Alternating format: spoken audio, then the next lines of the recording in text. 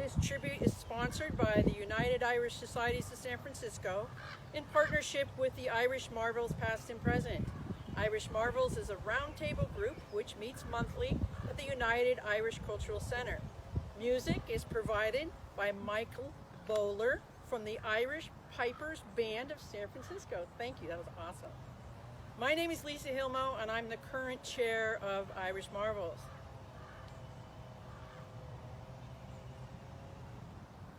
Now this year, 2020, is the 100th anniversary of the adoption of the 19th Amendment, which recognized that women in the United States had the right to vote. It had been a long time coming. Traditionally, the struggle to gain the vote is said to have begun at the Seneca Falls Convention in July of 1848, some 72 years before the amendment was actually passed. The right to vote was only one item on the Seneca Falls platform. Equal pay for equal work was another. Kate Kennedy may or may not have been inspired by the Seneca Falls Convention, but when she was offered a lower wage than a man would have been, she fought back. She was an educator and in 1869 was promoted to be principal of a large city school, but the Board of Education offered her a salary that was only 70% of what a man would have made in the same position. She organized a campaign against that and brought it to the California State Legislature. The legislature agreed with her, and in 1874 they passed a statute saying females employed as teachers in the public schools of this state shall in all cases receive the same compensation as is allowed male teachers for like services, a law that remains in effect in updated form today. According to Family Stories, women's rights leaders Elizabeth Cady Stanton and Susan B. Anthony visited Kate Kennedy at her school and congratulated her on this important victory. 12 years later, she ran for the state superintendent of education on the labor ticket, and she may have been the first woman in California to run for state office. But Kennedy was not a full-time feminist. After she died, the San Francisco obituary said she was prominently interested in every progressive movement that tended to ameliorate the condition of the laboring classes.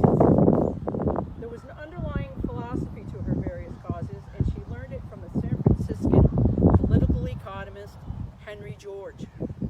Like Karl Marx, who was writing at the same time, George was struck by the inequality between the wealthy few and the mass of workers, which was becoming ever more extreme.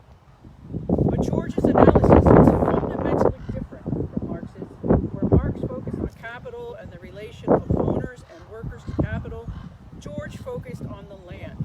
Drawing inspiration from Genesis, he maintained that God had created the earth for all humans to use for their needs. Because unimproved land was a gift of the Creator, no person was entitled to profit from simple land ownership, although a person was entitled to the benefits of any work he or she did. George devised a simple procedure for protecting these rights. The government would tax landowners on the market value of their unimproved land, but there would be no other taxes. People, workers, and capitalists alike were entitled to all profit they made through their own work. This was the basis for what became known as the single tax. Both Kate Kennedy and her brother Patrick were lifelong supporters of the single tax. Patrick says that Kate was one of the founders of the single tax movement in the 1870s. It's likely that their experience in Ireland laid the groundwork for that interest. They were both enthusiastic backers of the Irish Confederation, better known as the Young Ireland movement. Patrick Kennedy was an active member, and the Kennedy household was following Young Ireland's members' activities in such papers as The Nation, The United Irishman, and The Felon. According to Family Stories, Kate read the newspapers aloud to neighbors who couldn't read. They were so committed to the Young Ireland cause that when the movement collapsed in the summer of 1848, its leaders sent into exile, the entire Kennedy family, Patrick, Kate, their 5 sisters, and their mother, made up their minds to leave Ireland. Young Ireland had 2 main goals. One was independence from English rule, The other was land reform, and their newspapers were their tools to communicate those goals and rouse people to act on them.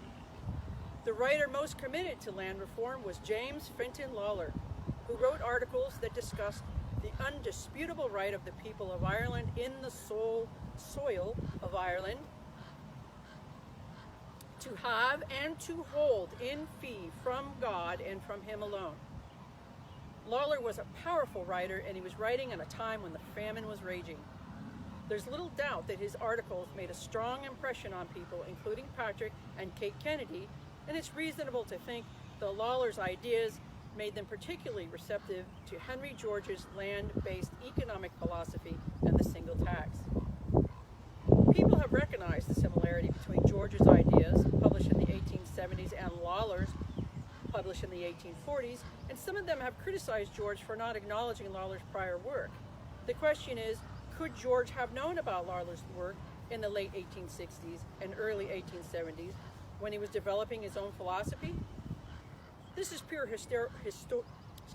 historical speculation, but one way he could have learned of Lawler was here in San Francisco from the Kennedy family. As I've said, the Kennedy family decided to leave Ireland when the Young Ireland movement collapsed. In April of 1849, Patrick, Kate, and their sister Alice left for New York.